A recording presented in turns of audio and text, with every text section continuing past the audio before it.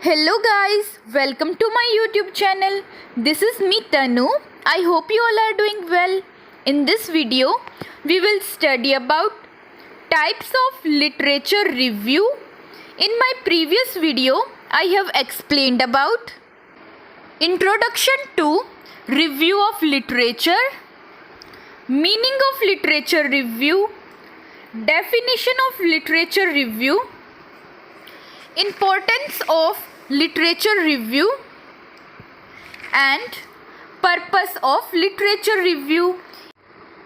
If you haven't watched that video, you can check that video. So guys, without any further delay, let's get into the video. So first type होता है literature review का traditional और narrative literature review, ठीक है. Second type होता है systematic literature review. Third type is meta analysis and fourth type is meta synthesis. So guys, first of all we will study about its first type, traditional or narrative literature review. This presents the summary of literature and draw conclusion about the topic in question. So traditional और narrative literature review में हम क्या पढ़ते हैं. इसके अंदर क्या होता है, ये होता है, ये प्रेजेंट करता है समरी लिटरेचर की, ठीक है, एंड कंक्लूज़न निकालता है, ठीक है, टॉपिक के बारे में, ठीक है. ट्रेडिशनल और नरेटिव लिटरेचर रिव्यू क्या करता है, ये जो लिटरेचर होता है उसकी समरी को प्रेजेंट करता है और कंक्लूज़न निकालता है, ठीक है, जो टॉपिक होता है उसका, ठीक है. मेन एम क्या होता है, main aim is gather a volume of literature in specific subject area summarizing and synthesizing it. Main aim होता है नरेटिव और ट्रेडिशनल लिटरेचर रिव्यू का गैदर करना, ठीक है, लार्ज अमाउंट ऑफ जो वॉल्यूम होती है लिटरेचर की उसको गैदर करना किसी भी स्पेसिफिक सब्जेक्ट की, ठीक है, किसी भी स्पेसिफिक सब्जेक्ट एरिया होता है उसकी लार्ज जो वॉल्यूम होती है उसको इकट्ठा करना, ठीक है, फिर उसको समराइज करना, ठीक है, समरी निकालना उसको एंड सिंथेसाइज करना. Next point, it identify gap and inconsistencies in existing literature. जो ट्रेडिशनल और नरेटिव लिटरेचर रिव्यू होता है ये आइडेंटिफाई करता है गैप को और इनकन्सिस्टेंसीज होती है, ठीक है, जो लिटरेचर है उसके अंदर, ठीक है, जो एग्जिस्ट कर रही है लिटरेचर उसके अंदर जो गैप और इनकन्सिस्टेंसीज होती है उसको ये आइडेंटिफाई करता है. So guys, this is all about traditional और narrative literature review. Next we will study about second type of literature review, systematic literature review. It is more systematic and rigorous approach. ये systematic होता है, ठीक है, ज़्यादा systematic होता है और एक rigorous approach होती है, ठीक है, literature review की in a specific subject area, किसी भी specific subject area में, ठीक है, क्या होती है, सिस्टमैटिक और रिग्रेस अप्रोच होती है लिटरेचर रिव्यू की. The main aim is to find the answer for well focused question of clinical practice. इसका मेन एम क्या होता है, ठीक है, आंसर को फाइंड करना, एक वेल फोकस्ड क्वेश्चन है, ठीक है, क्लिनिकल प्रैक्टिस का, ठीक है, उसका जो आंसर है उसको फाइंड करना इसका मेन एम होता है. So that's all about systematic literature review. Next we will study about its third type, meta-analysis. ठीक है, it is advanced form of systemic literature review. जो meta-analysis type होता है literature review का, ठीक है, ये advanced form होती है systemic literature review की, ठीक है, which include large body of findings, quantitative studies.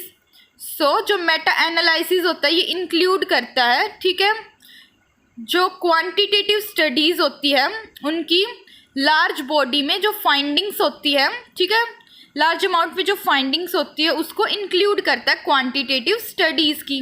अब क्वांटिटेटिव स्टडीज़ कौन सी होती है? जो ये स्टडीज़ होती है डील करती है नंबर्स के साथ और स्टेटिस्टिक्स के साथ, ठीक है। इसमें क्या होता है, जो डाटा होता है वो कलेक्ट किया जाता है स्टेटिस्टिकल फॉर्म में।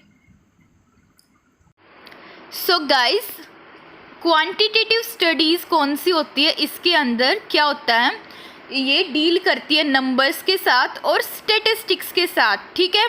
और इसके अंदर जो डाटा होता है वो क्या होता है, कलेक्ट किया जाता है, ठीक है, न्यूमेरिकल फॉर्म में, ठीक है, नंबर फॉर्म में जो डाटा होता है उसको कलेक्ट करते हैं।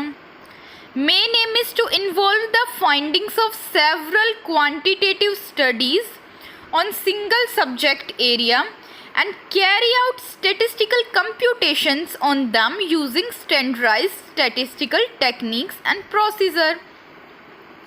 So main aim होता है मेटा एनालिसिस का, इन्वॉल्व करना जो फाइंडिंग्स होती है, ठीक है, सेवरल जो क्वांटिटेटिव स्टडीज़ होती हैं, ठीक है, उनकी जो फाइंडिंग्स होती हैं उनको इन्वॉल्व करना किसी भी सिंगल सब्जेक्ट एरिया में, ठीक है, और जो स्टैटिस्टिकल कंप्यूटेशंस होती हैं उनको कैरी आउट करना, ठीक है, जो स्टैटिस्टिकल टेक्निक्स और प्रोसीजर होता है उनका यूज़ करके।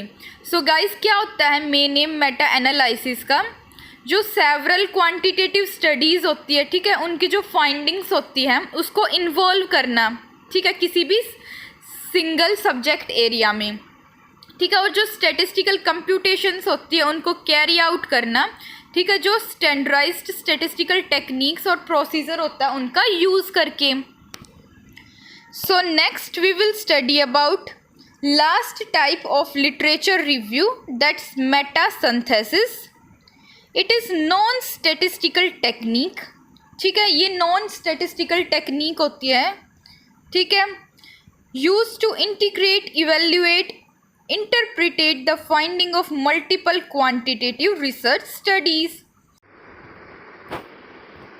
So guys, जो मेटा सिंथेसिस टाइप होता है लिटरेचर रिव्यू का, ये क्या होता है, नॉन स्टैटिस्टिकल टेक्निक होती है ये एक, ठीक है, जिसमें स्टैटिस्टिक्स का यूज़ नहीं किया जाता।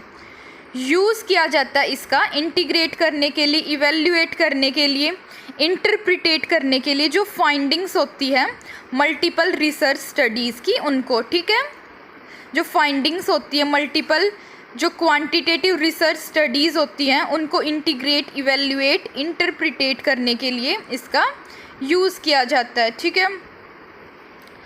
Findings from phenomenological grounded theory और इथनोग्राफिक स्टडीज़ में be integrated and used. So guys, Meta synthesis के अंदर जो फाइंडिंग्स होती हैं फिनोमिनोलॉजिकल थ्योरी होती है उनसे, ग्राउंडेड थ्योरी से, और इथनोग्राफिक जो स्टडीज़ होती हैं, ठीक है, उनसे लेकर इंटीग्रेट किया जाता है एंड यूज़ किया जाता है, ठीक है। So guys, that's it for today. I hope you understood the topic, and in our next video we will study about sources of literature review. And thank you for watching my video. If you really liked my video, then don't forget to like and subscribe to my channel, and also hit the bell icon to get notification of my next video.